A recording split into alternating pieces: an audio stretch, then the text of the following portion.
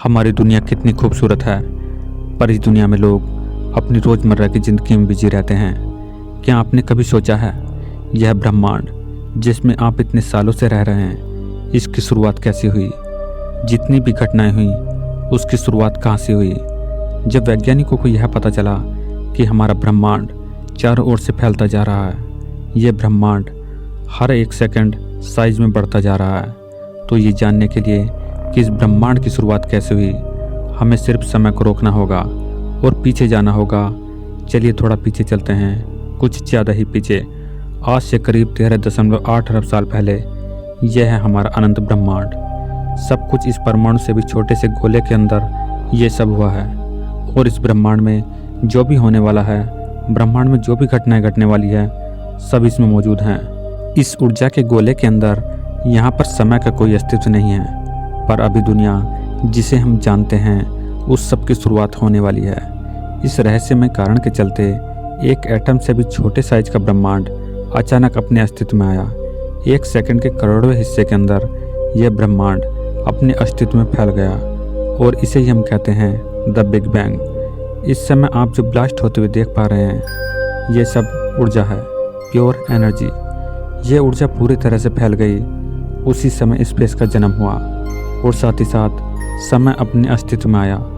ये सभी ऊर्जा यानी एनर्जी करोड़ों सालों तक फैलती रही। यह ऊर्जा इतनी सालों में धीरे धीरे ठंडी होने लगी और इसी ऊर्जा के चलते मैटर का फॉर्मेशन हुआ, और वह छोटे छोटे सब एटॉमिक पार्टिकल्स जिसे हम एटम कहते हैं, इलेक्ट्रॉन्स, प्रोटॉन्स, न्यूट्रॉन्स, इन सब चीज़ों का फॉर्मेशन हुआ। असल में दो प्रकार की चीज़ बनी थी।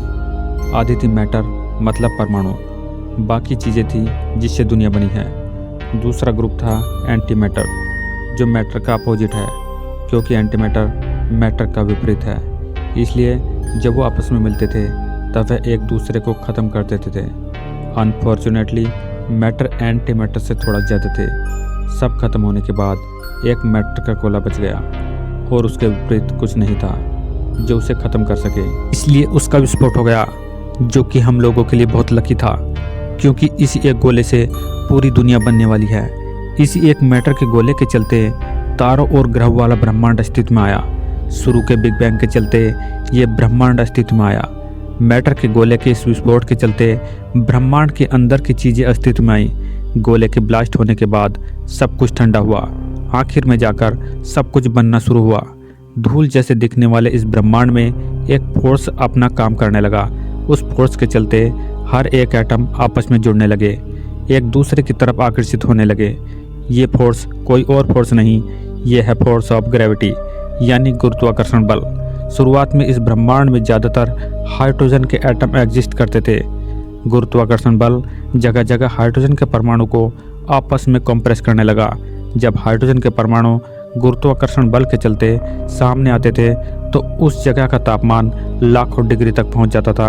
कंप्रेस होते होते जब एक जगह का टेम्परेचर 1 करोड़ डिग्री तक पहुंच गया, तब एक प्रक्रिया शुरू हो गई जिसे न्यूक्लियर फ्यूजन कहते हैं। उससे बहुत ही ज़्यादा एनर्जी निकली और उसी समय कुछ ऐसा दृश्य हुआ।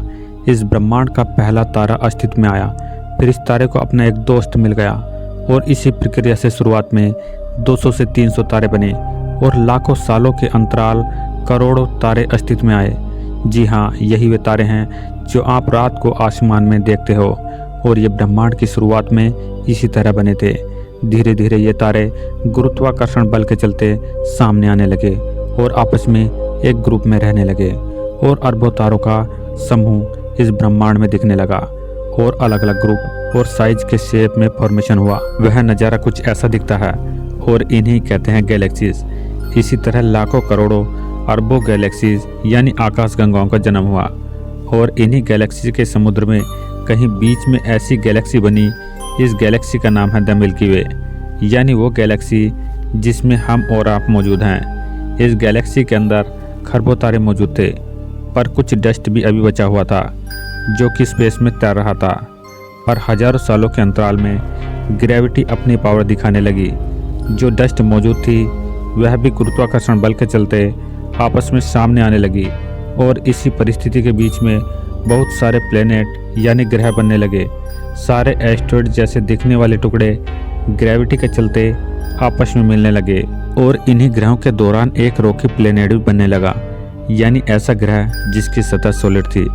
किसे पता था इसका नाम होने वाला है अर्थ यानी धरती, जिसमें आपका और मेरा जन्म होने वाला है। सॉलिड टुकड़े आपस में जुड़कर प्लेनेट तो बन गए, पर जो बचे कुछ प्योर हाइड्रोजन के एटम थे वो भी आपस में मिलने लगे। जैसा कि मैंने तारों के निर्माण के बारे में बताया था, बिल्कुल वही घटना यहाँ भी हुई। कुछ बचे हुए हाइड्रोजन के एटम से एक छोटा सा तारा बनने लगा। सारा हाइड्रोजन आपस में करीब आने लगा और इतनी टेम्परेचर बढ़ गई कि न्यूक्लियर फ्यूजन की शुरुआत हो गई। एक नया तारा जिसका नाम है सूरज, उसका जन्म हो गया।